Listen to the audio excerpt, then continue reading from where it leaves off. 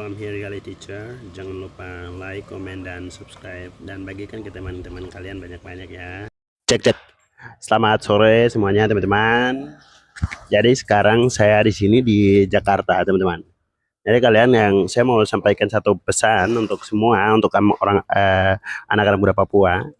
Kalau kamu mau sukses atau mau jadi brilian, mau jadi brilian dalam kegelapan atau mau jadi perubahan dalam keluarga, itu tuh kalian harus utamakan bangun pagi, prepare atau siapkan memperbaiki kamu punya tempat tidur. Sambil datang-datang saja. Jadi teman-teman begini, kalau kalian yang masih tidur-tidur sampai jam-jam sore itu menciptakan kemalangan. Sedangkan kalau teman-teman yang masih sekarang tuh pikirkan bangun pagi, pikirkan dia belajar, hargai setiap orang yang belajar.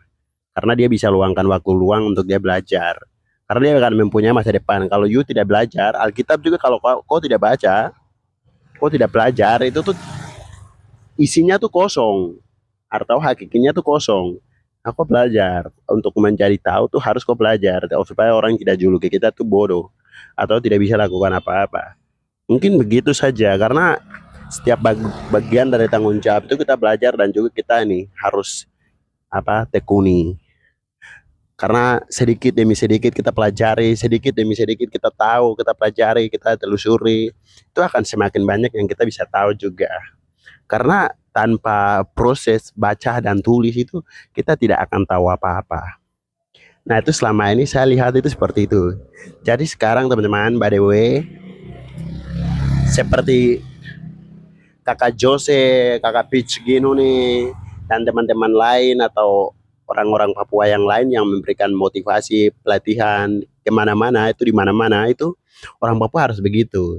Jangan kalian kritik juga terlalu banyak, karena biarkan Papua itu besar. Jadi orang-orang satu dua saja yang punya niat untuk mendidik atau melakukan hal-hal seperti itu luar biasa sekali.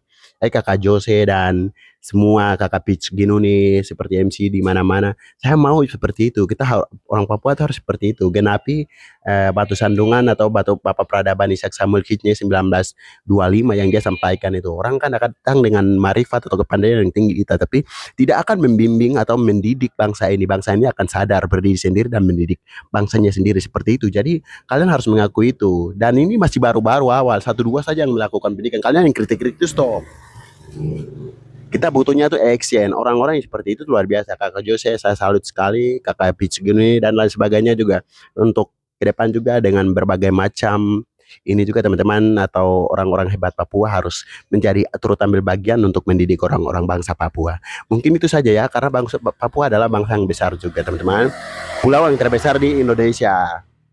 Justru itu kita harus mengakui itu, dan orang-orang yang mempunyai etnis, kultur yang sangat berbeda, bahasa yang sangat luas, sekitaran 270 lebih. Jadi teman-teman harus mengakui itu juga. Untuk menjadi teladan itu sangat susah. Jadi pokoknya itu saja, setiap orang yang belajar, setiap orang yang melakukan pembinaan, semoga dihargai setiap step by step karena dia juga manusia. Mungkin seperti itu. Terima kasih. Bye-bye.